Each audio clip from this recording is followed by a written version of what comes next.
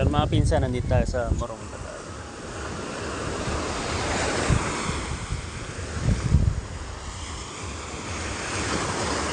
Yan, maglakad-lakad muna tayo.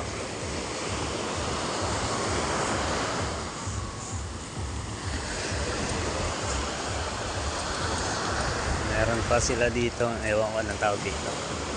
Para siyang bike.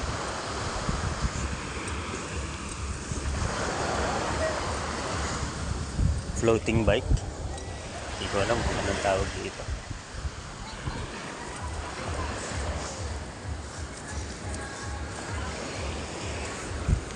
Anong tawag dyan, kuya? Water bike po. Ayun, water bike. Bike nga rin siya. Water bike nga lang.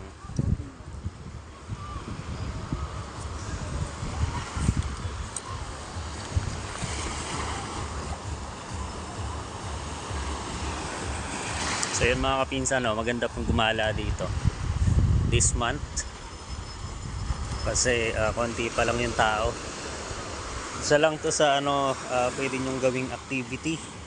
Kahapon may nakita rin ako dito, banana boat. Ito yung flying fish yata to.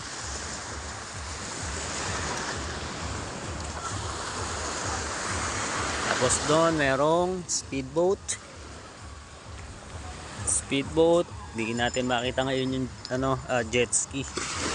Jet ski pa kahapon dito eh.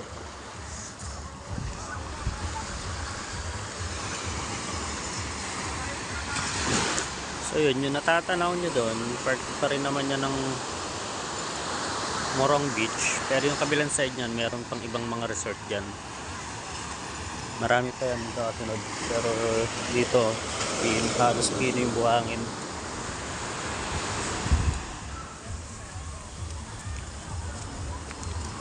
Yun. May nag-water bike tayong nakita. Kung natatanaw nyo yun, may nag-activity ng banana boat. Andun pala yung speedboat ko, ginamit nyo na naman, di nyo na naman pinaalam.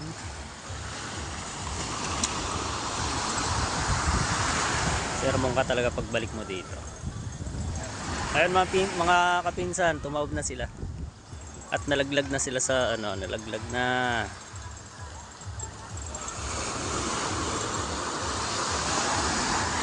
Yun, nalaglag na yung mga nakasakay sa speedboat.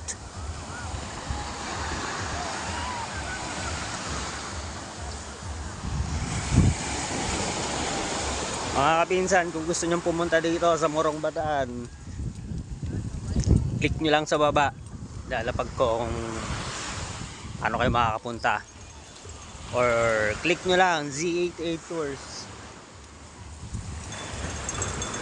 para makapag-relax, makapag-unwind kayo dito sa Morong Bataan. Z88 Tours, your trusted travel partner. So mga kapinsan, babalik muna tayo doon. At sobrang init na. Baka mga itim tayo. Puti ko pa naman